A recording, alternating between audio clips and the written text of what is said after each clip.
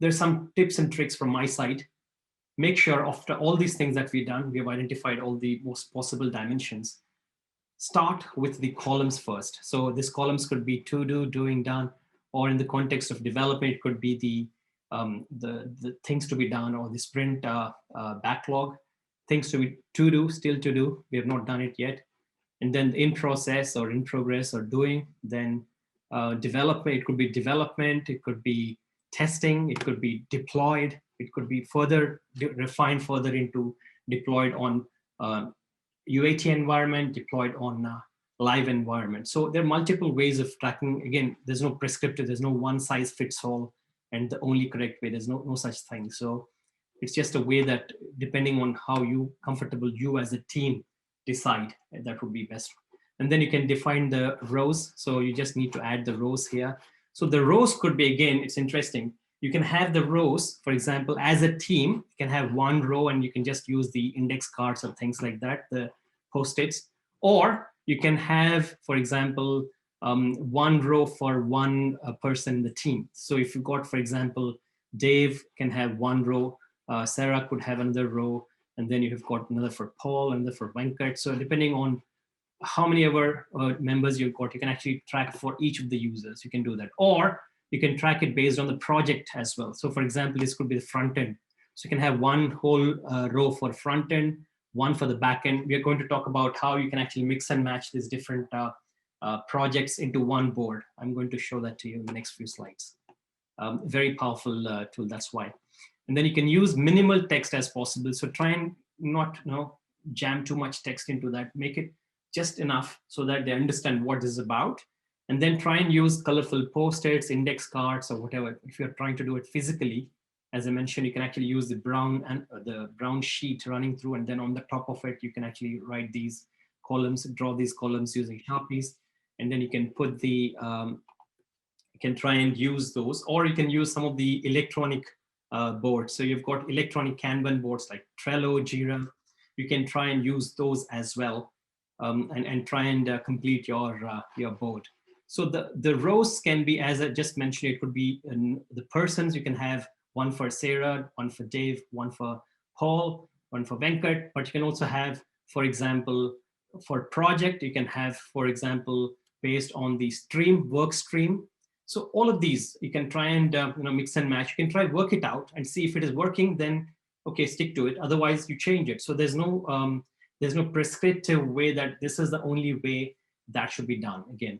And then try and add pictures and photos if you can, so that it actually brings out more life. And that's what I typically do. I've got these personas and things like where we stick those Barbara, we've got Smitha. So depending on this, we actually try and use whether it works, this feature works for Barbara, does it work for Smitha? So depending on their characteristics, their demographics, their psychographics and attitudes and values, we will try and evaluate whether how they would perceive this feature as. And then you can also try and use magnets in the back of it. Just stick with some of the glue. Super glue is what I typically use for the magnets. Just small little magnet that can be used, and just button magnets, and then you can stick it. Easy to move around if it is a whiteboard with a iron back. So you can use the magnets here and the easy to move stuff instead of the post-its which actually fall down the next day. So the glue is not strong enough, as we mentioned, for the post-its.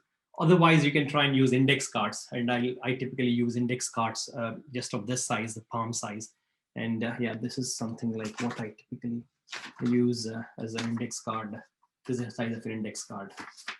And you then here you can actually use the cellophane tape on the sellotape on the back, so to stick it, and it's the more.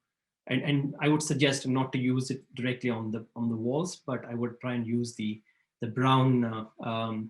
brown sheet, and then that is actually about a meter. You can actually buy it for 1 meter width, and you can run it across the room depending on how big a board you need. You can do that.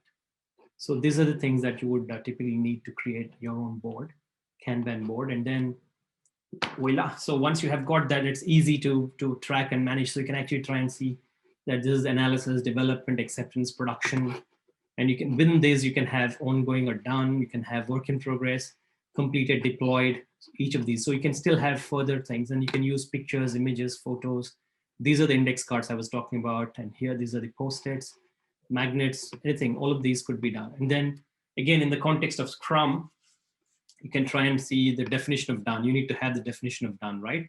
So how can you actually say that this is actually done? So you need to have an agreement, and that's what we're going to define earlier, and we're going to complete, and this goes on. So this is a typical usage and application of a Kanban board.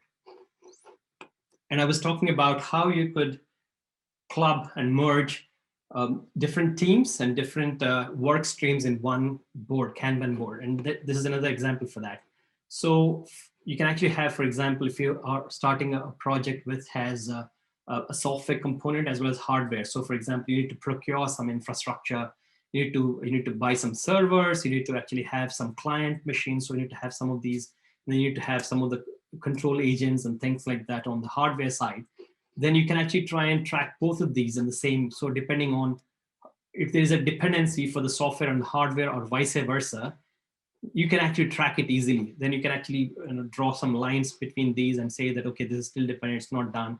So you can track those kind of the front loading or the back loading kind of dependencies on this. And again, very, very useful. We'll talk about one example. Yeah, this is the example I have got for you.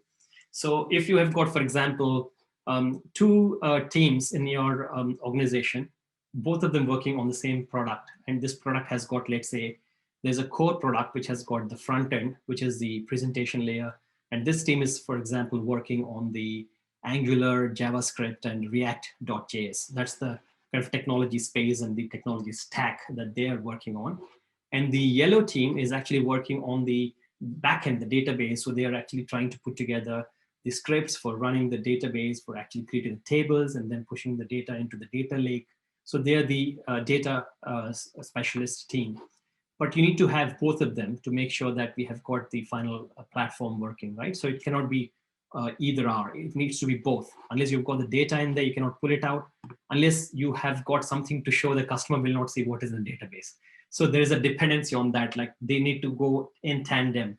And that's where you need to track.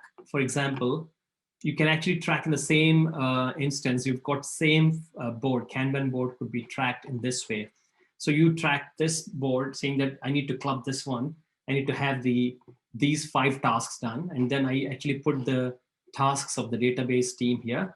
Or I can actually club this. Okay, first do these 2 tasks. We need to have a database, then pull the data, show it on the front end.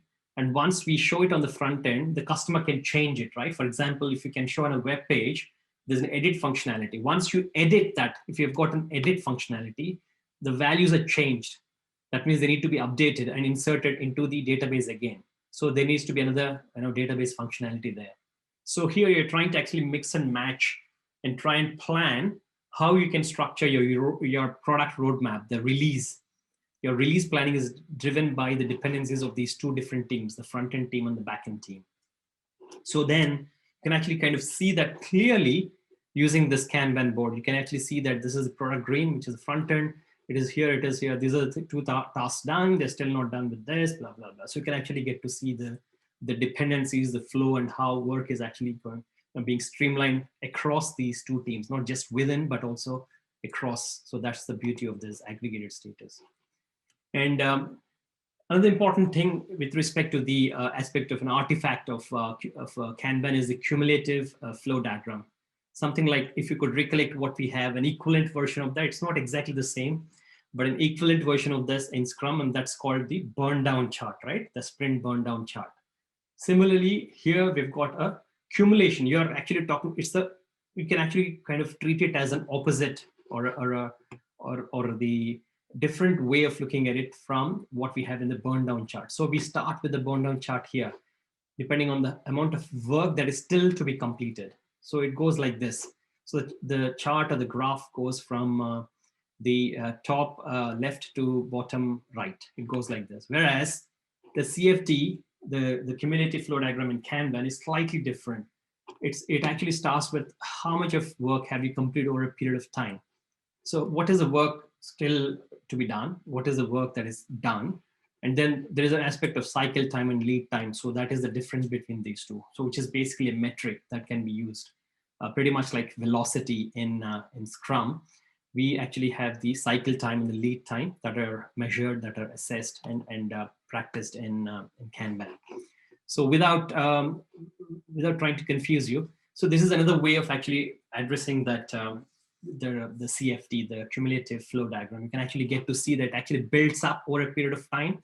It's not building down. It's not going down like burning down the effort, but it's actually kind of assessing and measuring up the work that is actually done over a period of time. So when you look at Monday, there's not much work, but if you look at Tuesday, it actually is increased. So you're actually delivering more and more work, and it is moving. So if you can see there, ready for approval is yellow, and that is actually on the rise as you look at Thursday. And same with, for example, in testing. So at different phases of or different steps in the process, where is what piece of work and how much of work has been done. So that's the beauty of actually the CFD. You can get it with one glance, and it's again a very popular tool within Kanban. Pretty much like how you've got the there's another version of the one of the projects that I did way back 5 years ago. So this is basically the look of how it would